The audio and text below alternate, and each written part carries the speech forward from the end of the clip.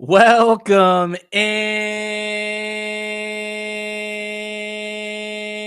into the Punt and Pass podcast. I'm your host, Drew Butler, joined alongside my co-host, Jake Fromm. Be sure to follow us on social media. We are at Punt and Pass on X and Instagram. I'm at Drew Butler. He's at Fromm Jake. Puntandpass.com, the number one destination for all things college football. Yeah, man. Regular season's wrapped up. We obviously touched on the college football playoffs heavily on Monday's episode. What's going on in the world of college football this week? Well, it's award season. The Heisman Trophy ceremony is Saturday night. We've got the Army-Navy game, America's game on Saturday afternoon, so we'll touch on that as well. Bowl season is upon us. We'll get into that next week. I've got a few things that I want to get off my chest, so we'll use this podcast episode to do exactly that. We're going to have some fun. Appreciate you tuning in. Rate, review, subscribe on YouTube as well. Jake Fromm, it is a huge week for the Detroit Lions. Some people are saying it's a Super Bowl preview. The Buffalo Bills are obviously the team that drafted you. Now you're with the Detroit Lions. You guys are 12-1. Josh Allen is balling. I am fired up to lock into this game on Sunday afternoon. Yeah, it's going to be a good week this week playing the Buffalo Bills, man. I've been kind of asking my teammates all week, like, hey, you got any leftover tickets? I got father-in-law and nephew coming into town. Is there any way? Man, everybody's using their tickets.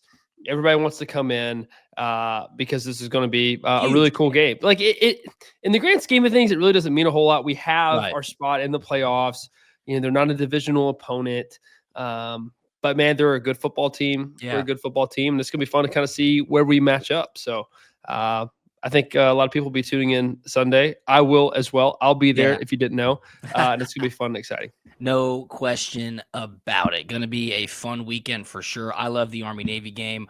We'll touch on that. It's in Baltimore this weekend. Of course, the Heisman Trophy ceremony is Saturday night. Not sure there's going to be much drama around it, but if you want drama this weekend, the good kind of drama, download the Prize Picks app. Use the promo code PUNT when you sign up for Prize Picks. When you play your first $5 entry, win or lose, Prize Picks will put $50 into your account instantly. It is the best. You can pick 2 to 6 players.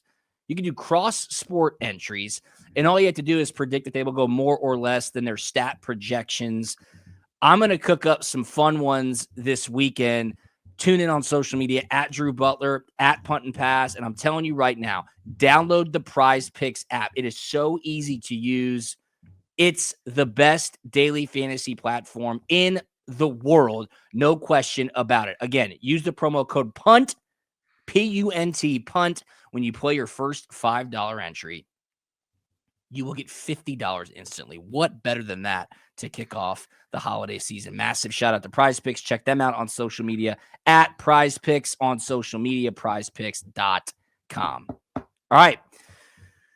We'll do a little 3 and out here, okay? And the first down is going to be a question that I'm going to pose to you, Jake, and it's the grand scheme of the state of college football. Now, look, I know viewership ratings are way up. I know we are extremely fired up for the first round matchups of the college football playoff. Like, it's going to be fun. We're going to have a blast. The 12-team college football playoff, for all the griping that I've done with the rankings and how we've gotten to this point, that's all for naught because we're set up for some really good football. My question to you in the grand scheme of things with the current state of college football, Jake Fromm, is what the hell is going on? And when I say that, I'm looking around social media this week.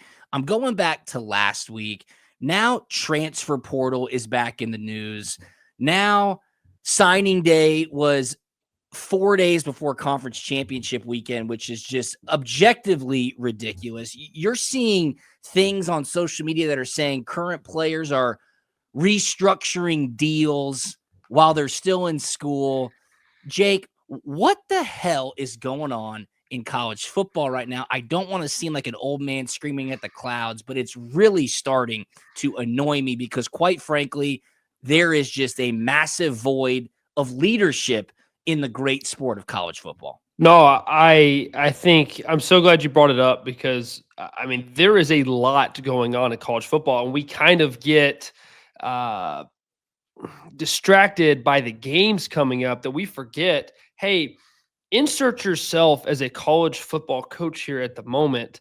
Right.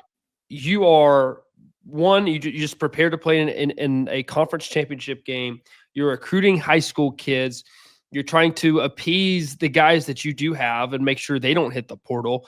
You're also scouting around and watching film of some other guys that may hit the portal that you want to add to your roster. There's just a lot going on. I mean, the equivalent is being in the NFL. It's the playoff, it's the draft, and free agency all at the same time. And there's no scouting department to help disperse some of the work. It's all on the coaches, which is absolutely insane. Now, these guys get paid a lot of money. I get it. That's their job. That's what they signed up for. But man, it's a lot going on. And I don't know what the answers are because of you have to do the high school early intent signing at some point. Like that has to happen before the end of the year. Yes, so, that's good perspective. That has to happen. You're right. So I don't know how you change that or how you get around that. That has to happen.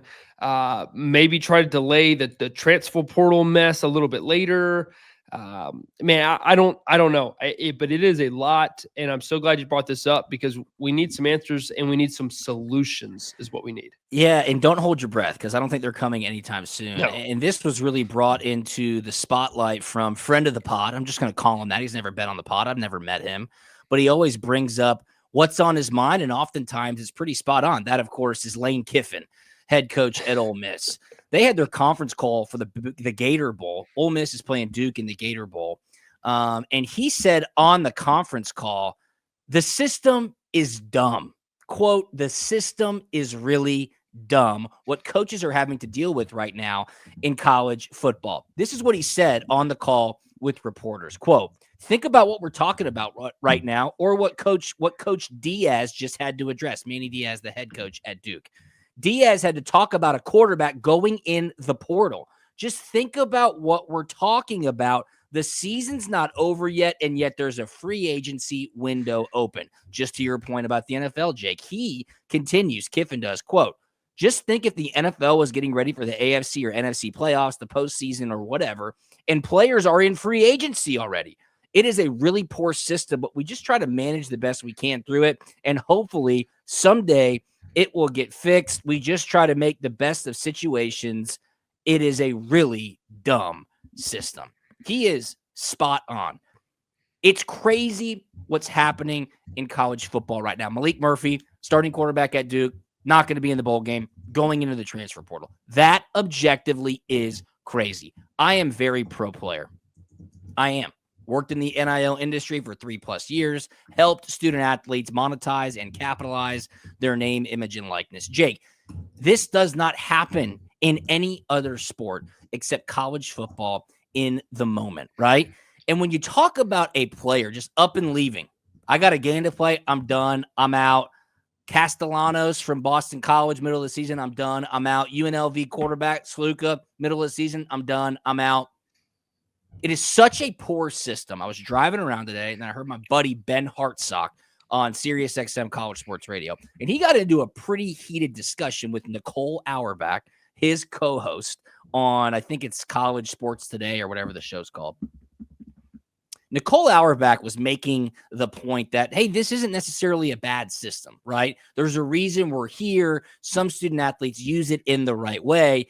And I thought Ben brought great perspective to why this is such a bad system for young men. Forget about the football aspect. Forget about getting your bag and capitalizing. I mean, look, I think if you've been listening to this podcast, you probably know where I lean when it comes to that. We all need to get our money. This is America. You do you. But what Ben Hartsock said, I think 15 years in the NFL, Ohio State national champion. He said, let's think about some players. Let's think about a JT Daniels, okay? JT Daniels played for 4 or 5 schools in his career, chasing the bag. I think he's into coaching now. Good for him. Obviously, a very bright quarterback, high football IQ. It didn't work out for him. Down the road, if he were to get out of the game of football, where does he go for help? And when I say that, I'm not saying he's going to be in a bad situation. Where does he go back to school? where does he go in order to maybe get some answers of what do I want to do next? And what I'll say to this is I spent 5 years at Georgia, 4.5 at Georgia. Josh Brooks, a very close friend of mine. Josh's first day as a director of football operations, 2008. I was a sophomore. We became good buddies. I'm really happy he's the athletic director at Georgia. Ted White. Everybody loved Ted White. Ted White was at Virginia. Now he's out of college sports adjacently with some same companies. I still talk to Ted White. If I needed something from Damon Evans, who was our athletic director when I was at Georgia, now he's the athletic director at Maryland, I could call Damon Evans tomorrow. He'd pick up my call. Carla Williams. Carla was number 2 at Georgia. Now she's the AD at Virginia. I spent 4 years at Georgia. If I called Carla Williams at Virginia, bet you she'd take my call. Bet you she'd be willing to help me out. If I need something from Georgia, I would call Rhonda Kilpatrick right now. And she'd probably pick up and say, Drew, what can I do to help you? What I'm saying is, what are we teaching these 18 to 22-year-olds when they're just bouncing around trying to find money when all of this is extremely finite, Jake Fromm? I don't know if this makes me sound like an old, grumpy man, but with the perspective that I have now as a 35-year-old with 3 children and a wife who I've been married to for almost 11 years, like, these things matter. And that developmental stage and what you're able to gain as a student athlete at any institution, just say for more than 2 years. I had 4.5, more than 2 years, I think is so invaluable. And it is completely lost right now, which is quite frankly a shame. Yeah, I think you're opening up a phenomenal can of worms here.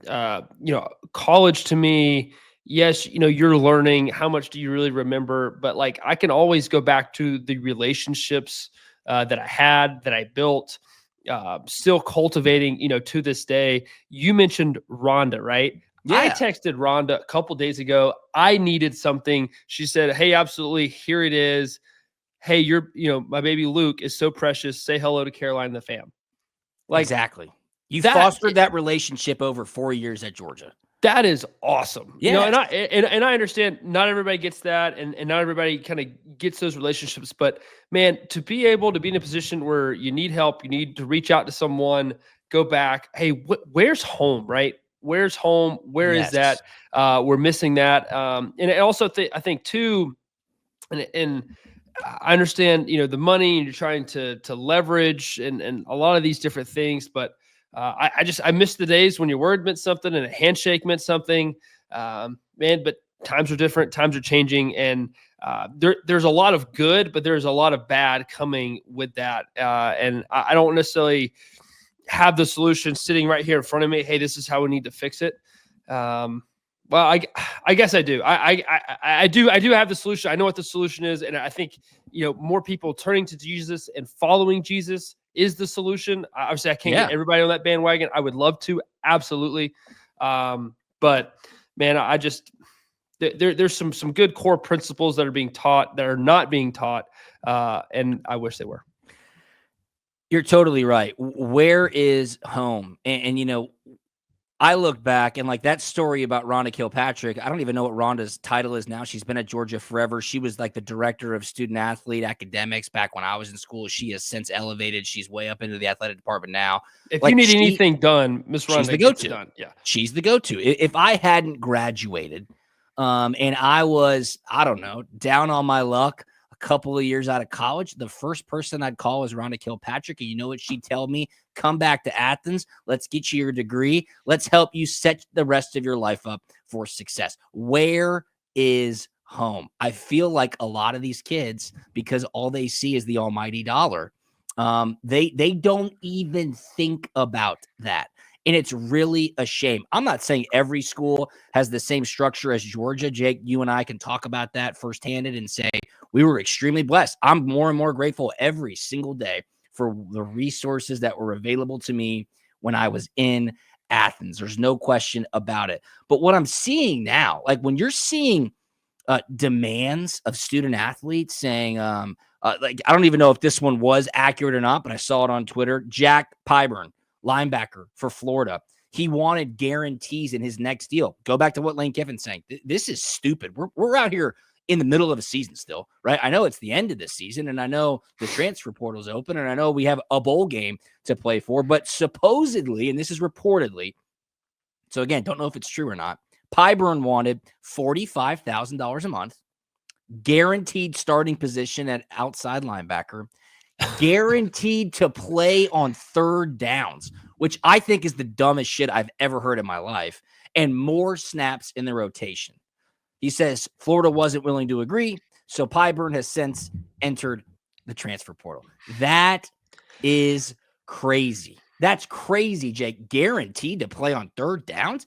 Any NFL coach would laugh you off the team if you said that to them. Hey, look, this guy, I don't know. I kind of, I think this whole thing is borderline kind of dumb. I really do. But I do like where the young man's head is at. Okay, you get paid on third down now. You get paid by sacks. Okay. Yeah. Okay. Yeah. Okay. So we're playing the Buffalo Bills this week, right? Von Miller plays defensive end for them. He basically plays on third down exclusively on third downs. Exactly, because that's the money down, right? That's how he gets paid. So, this isn't just coming out of the blue. There's a rhyme and reason for that, and I get it. Like, hey, that young man wants to put up some sack numbers and give himself an opportunity to do that. I get it. I totally do. Just the timing of it, the leveraging. Hey, you can go into the transfer portal as many times as you want. Yeah, and you know what? Like, why wouldn't you put your name into the transfer portal to see what people are willing to pay you? That in and of itself is a huge loophole that allows this perpetual free agency. Dylan Stewart, the absolute rock star defensive end who wreaked havoc all season long. It was reported that he, quote, agreed to a new deal and he will be staying at South Carolina. So I'm sure he went to the coaching staff and to the collective and said, guess what? See all those highlights that I put out there this year? See how I was unstoppable? I'm going to put my name in the portal. What are you going to do about it? And they start scrambling and they say, hey, we can get you $1 to $1.5 million next year and the year after that. And he's like, okay, that will work. There's so much power in the hand of the student athlete, which is not a bad thing. But again, going back to them being 18 or 22 years old, they don't know what's good for them and what's not. Now, I could say $1.5 million, that's pretty good for you, right? Like, we're not going to sit here and say, oh, shame on him. Like, that is using the system to your advantage. But let's think about a guy like Bear Alexander. Bear Alexander quit on USC, Southern Cal, halfway through the season. He hasn't been playing. He's shopping himself. Hell, he might end up back at Georgia. I have no idea, okay? But this guy is bouncing all over the place. Why wouldn't you just be somewhere and try to continue to be developed? We didn't even get into signing day being right before conference championship. That's stupid. Yep. It's just the whole system is so dumb. I totally agree with Lane Kiffin. And the worst part is I don't know how you fix it. Really, the only way is to collectively bargain. And I don't know how you get there with 50,000 18 to 22-year-olds. Yeah, that is definitely coming next is a college football players union. What the structure of that looks like, I have no idea. A bunch of young men out there are going to be having to pay dues. You're like, oh, why is this coming out of my check? Well, if you are represented by the union, you sign up for that, you have to pay dues. So and then kind of, like the NFL, you collectively bargain, you have a deal for 10 years. Well, what happens if you're making demands you don't like the deal? Are you willing to sit out and not make money for that fall? I mean, look, it's a huge can of worms. The more and more we go down this road, the more the structure is going to kind of emulate the NFL kind of private business.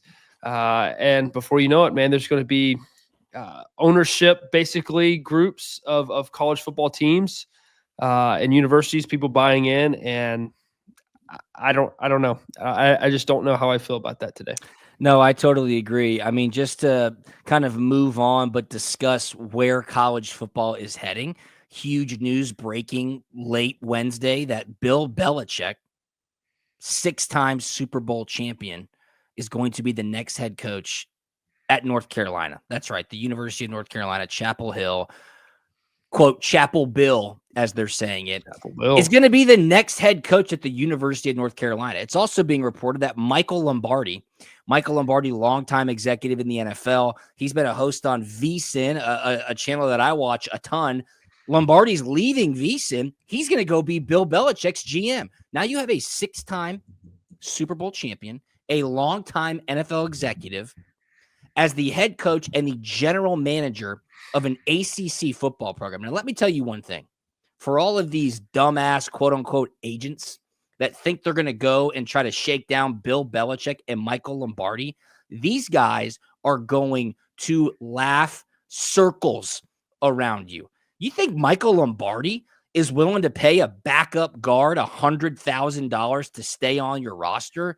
GTFO. No chance. You think Bill Belichick's going to get on a plane and go recruit kids? Absolutely not. He's going to say, you get on down here. We'll have a discussion. We'll talk about our quote unquote salary cap, what we're willing to pay you. Like, that is about to be as professionalized as any structure throughout a Power 4 college football program next year. Fascinating. Do I think it'll work out? Probably not. But that is where college football is heading. It's really shocking, jarring to see Bill Belichick going to coach the Tar Heels. Come on, man. That's crazy. No, it exactly is. I mean, could be either really good or really bad. I don't know what the recruiting plan, structure, pitch, have no idea what that is going to look like, what it's going to entail. I don't know. I mean, could they just go explicitly, hey, we're talking money because that's the only thing anyone cares about anymore? Hey, this is what we got. You either like it or you don't. But, man, we're going to, I don't know, get you to sign some early commit forms and, you're going to break out of your contractual agreement. I have no idea. There's going to be some kind of trick up the sleeve. I don't know what it is. I don't know. It's going to be a very interesting model to see because if it works, obviously people will emulate it. If it does not work, I don't know what the next best model. I mean, obviously we know what the model looks like. Watching Georgia football right now, that seems like to be a pretty dang good model to emulate. Yeah, I would definitely agree with that. But I don't know what the model he is going to go through, and I honestly I can't wait to see it. I guess I'm shocked as to, like, what is that entire situation going to look like? Like, Bill Belichick is now the head coach at UNC. I don't know. We can dive into that at a later day, but it's breaking news. I definitely wanted to touch on it. Bill Belichick named the new head coach at UNC Chapel Hill. Michael Lombardi, longtime NFL executive, will be his GM. I'm going to keep tabs on that. See how that is going to roll out. What coaching staff is he going to put together? I saw it was reported that Belichick handed a 400-page manifesto to UNC, essentially saying it's either this way or I'm not coming. It was reported that maybe he was trying to angle for his son Steve to be like the coach in waiting for whenever Belichick would maybe jump to another NFL opportunity. Spencer, our producer, saying he officially signed a 5-year deal. Is he going to have to see out that 5 years? What would it look like if he wanted to go and coach the New York Giants or XYZ? I don't know. Highly interesting. I don't know either. Highly interesting. Okay, let's dive into second down. I guess we're on second down. Maybe there was a penalty on first down. We're backed up. Yeah, there might have been. We're on second down now.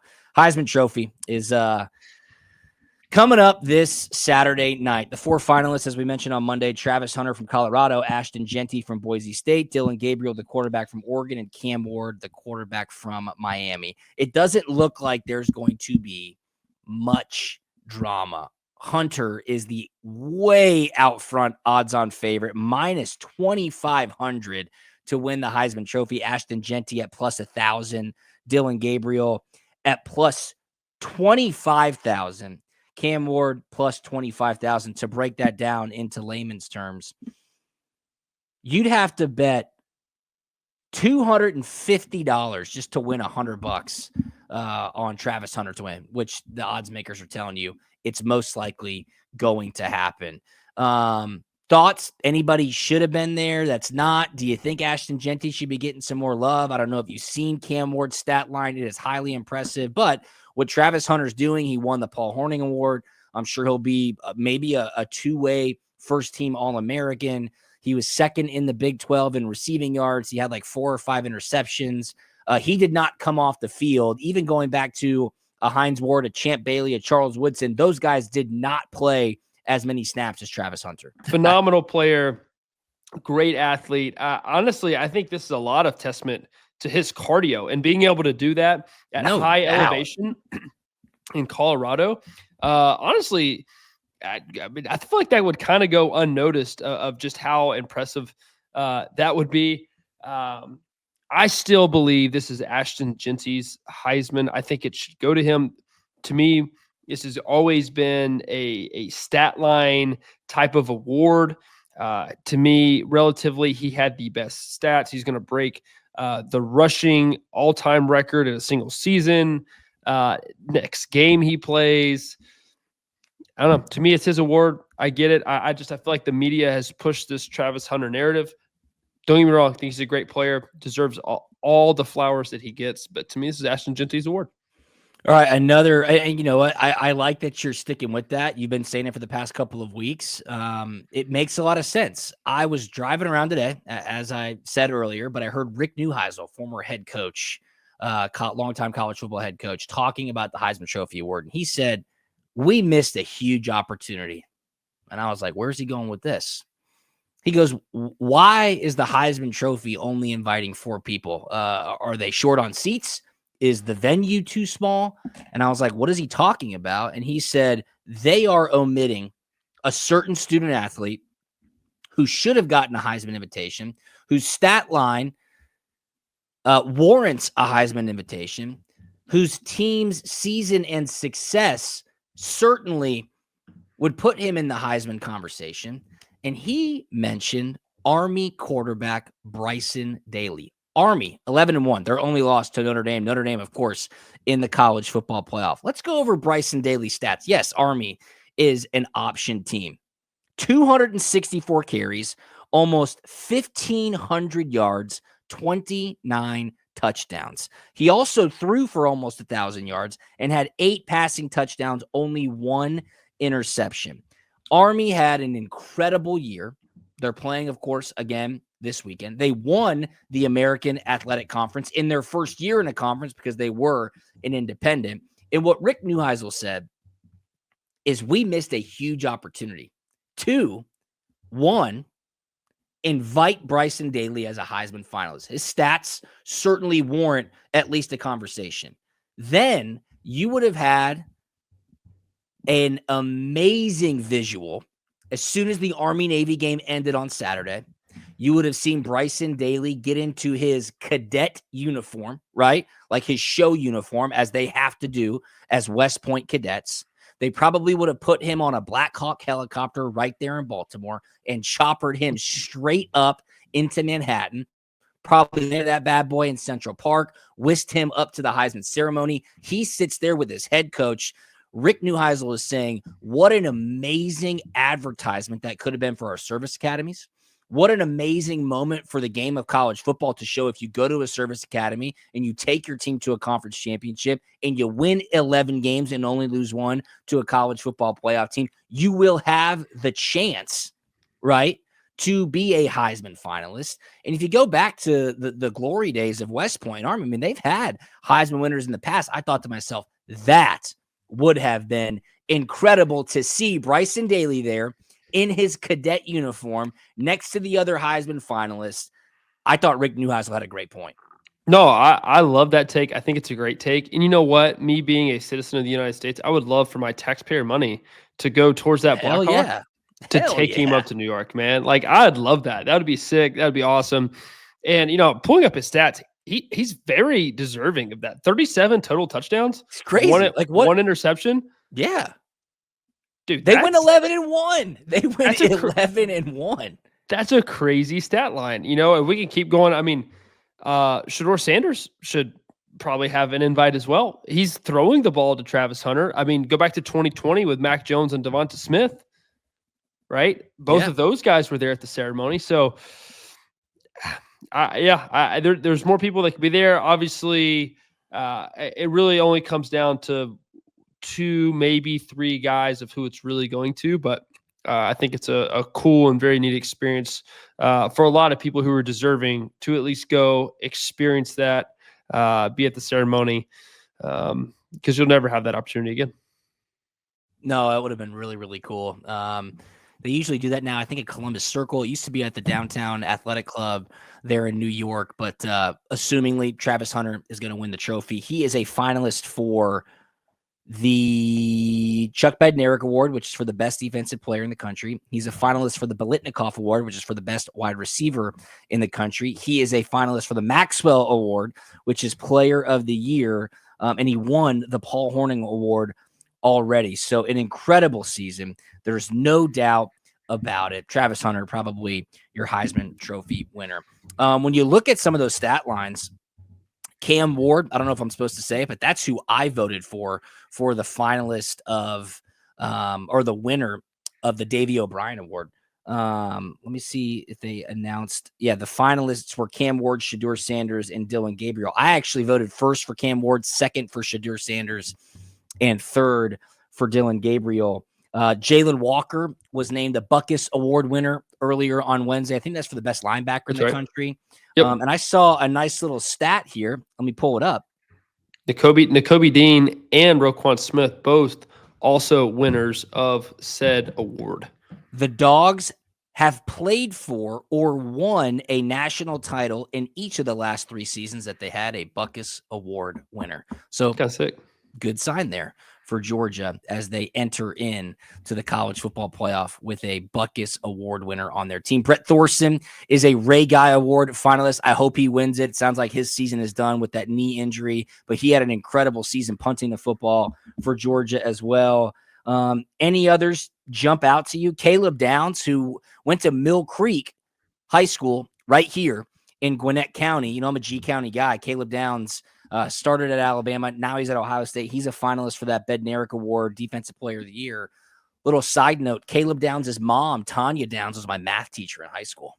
Oh, dang. How about that? Pretty cool. Small world. Yeah. And then they have the defensive tackles lineman from Michigan. I mean, he's up for almost every other defensive award, I believe, that there is. Best lineman, best interior defensive lineman, best defensive player award. I mean, he's up for a lot of them. Absolutely. Army Navy, you fired up to watch the game this weekend? Are you going to tune in? I mean, Saturday you guys will be kind of out and about, but it's just such an awesome celebration of the country of college football. I think President-elect Trump will be there. Again, it's in Baltimore. I have not been. My brother-in-law's going this weekend, so I'm excited to hear his thoughts. My good buddy and damn good dog, Clint Bowling, he's been the past couple of years. He's not going this weekend. He said it's awesome. He goes up there with some former West Point guys. He's like, dude, they are all about it. This is a huge, huge weekend for both Army and Navy grads. I hope to get up there one year soon. Yeah, no, I would love to go to the game as well at some point, you know, in my life and experience that. I think the pageantry of the whole game is really cool, really neat. And it's really cool just to see 2, you know, rivals get after it on the big stage, prime time. Everybody's tuning in, everybody's watching. You get nothing but the best. And especially this year, both programs, very, very good. Yeah, they had incredible seasons. Army's a 6.5-point favorite. The total's 39.5. Historically, this game always goes under. I think the one year it's gone over, it went to like 3 overtimes. So probably lean under. I do like Army as well. Last bit of breaking news here. Georgia just released their schedule for next season. Shall we go over it? Opening at home against Marshall, then against Austin P. Tennessee. At Tennessee, September 13th. That's week 3. Then they get a bye week. Then you host Alabama on September the 27th. Kentucky at home, October 4th. At Auburn, October 11th. Home versus Ole Miss, October 18th. Bye week, then Jacksonville for the Florida game. At Mississippi State, November 8th. home versus Texas on November the 15th. Then you wrap things up with Charlotte at home on November 22nd. And then you're in Atlanta in Mercedes-Benz Stadium against Georgia Tech on November 29th. So if you're a season ticket holder, you've got Alabama, Kentucky, Ole Miss, Texas coming to Athens along with Marshall, Austin Peay, and Charlotte. Dang. A lot of people probably booking Airbnbs like right now, pronto. Dude, I think my sister-in-law is getting married on November the 15th, which is the Texas game. Did you tell them that it's ball season, Coach? I did tell them that. And that request fell on deaf ears. So I'm going to be in the wedding. I will not be in Athens, it seems. No, but you will be watching the game on your phone. So that is a fact. Yeah, November 15th is the date. So tell me, I mean, did they just flip the gauntlet from last year? I mean, do you have to kind of do the home and home, the home and away deal with that for 2 years? How does that work? I believe that is true. And then the dates and the scheduling, which was just released on SEC Network, that comes out based on, whatever calculations or structure that they have. And then your non-conference games like an Austin Peay, a Marshall, like I think the Marshall game was announced before this past season even started, that would be the home opener. Your Charlotte's going to fill in on that late season weekend, and then Austin Peay is in that second game. So yeah, I think they just fit the non-conference in as they usually do on those weekends where the lesser opponents usually play the Power 4 teams. And then when it comes to the conference games, I think that's just all up to the league office. Huh. Interesting, man. But some more breaking news. Geez, this is quite the podcast we have going on here. West Virginia reportedly is finalizing a deal to have Rich Rodriguez come back and be their head coach of the Mountaineers. West Virginia. Yes. So Rich Rod making his way back to Morgantown, West Virginia. That's, of course, when West Virginia got on the big rise. They had all those elite athletes. They were one of the first teams to really run the RPO, zone read. Pat White, Steve Slayton, Pac-Man Jones, all those dudes. Pat McAfee was on those teams. Dang, yeah. Well. Yeah, there's some dudes up there, huh? There you go. So anything we didn't touch on? Spence just said KJ Jefferson transferring back to Arkansas. So where was he at this past season? UCF. Oh, that's right. Wow, dude. I mean, what? Okay. Yeah. Well, news breaks. It's fast and furious. That is the state of college football as it stands right now. 7th year of eligibility. I did send you guys that amazing graphic because you kind of fall into this. Here. Thank you. Oh, I saw that today as well. This is unbelievable. If you're sticking around with us on YouTube, if you're not, you need to go to YouTube right now. YouTube.com/puntandpass. Go to the end of the episode. You'll see this graphic. It is crazy. Trevor Lawrence, his senior year of high school at Cartersville High School was 2017. Then he spent 3 years at Clemson. His rookie year was 2021 for the Jacksonville Jaguars. He's still in the NFL, obviously, slated to play for the Jaguars again next year in 2025. Cam Rising, Utah's quarterback. His senior year of high school was also 2017, the same senior season as Trevor Lawrence when they were in high school. Cam Rising started at Texas in 2018. Then he transferred to Utah in 2019. In 2020, he was at Utah. In 2021, he was at Utah. In 2022, he was at Utah. In 2023, he was at Utah. In 2024, quarterback at Utah. 2025, he is eligible to return for yet another season of college football. Probably would be at Utah. That is a crazy graphic. Thank you, Spencer, for having that ready to roll. That's great. That's college football in a nutshell. That is. I mean, yeah. I mean, that's a long time. How many degrees do you have? Is it a law degree if it's not? But you kind of get to the 5th year and you're like, hey, let me just BS some classes, some credits. And then you're like, I may have to stay. And then you're like, this is surely the last year. Let me just BS some classes and some credits. Surely this is it. BS some class. Like, yeah. Well, here, and I'm not going to, because we're going to wrap this podcast up. I told you guys it'd be around 30 minutes. We're a little bit over that right now. But with the lack of leadership and with no regulations or guardrails around college sports, and with the NCAA seemingly being a dying entity in this world of NIL, where some student athletes are making boatloads of money, $1 million, $2 million, whatever it might be, across any sport. There's gymnasts who are making tons of money in real NIL because they actually do have name, image, and likeness recognition. Who's to say the NCAA suddenly can tell Livy Dunn, you have to go? She can go, I will take your ass to court. You have no jurisdiction over me to say I can't stay here and continue making money. She can remain an eligible student athlete. Who can tell her she can't leave when her biggest value is while she is, I'm just using this for conversation's sake, while she's in college, while she's a student athlete at LSU. Yeah. So that could be the next iteration of a college athletics lawsuit. Just a little thought for you to chew on over the weekend. So, yeah. All right. Talk your head off. It's what I do best. Like it. I think you brought some really good stuff to the table today as well, Jake. Thanks. No Thanks, man. No question. You locked in. You definitely locked in. Hey, we got to it. Speaking of lawsuit, man, I would love to either go over it with you at some point, over the next week. Yeah, we can talk about it together and then maybe on the show, because there's a lot I'm learning about this lawsuit. And I think it'd be an interesting topic to talk about. It's like a lot of people would want to know kind of what's going on. You talking about the House settlement? Yeah. Yeah, we could definitely dive into that because you are, without question, a top 5 quarterback who was not able to take advantage of the NIL rules, and you are in the time frame of the 10-year back pay in which billions of dollars will be repaid to student athletes. So we should dive into that. I think that'd be a really good podcast topic, no question about it. Be sure to follow us on social media. We are at Punt and Pass on X and Instagram.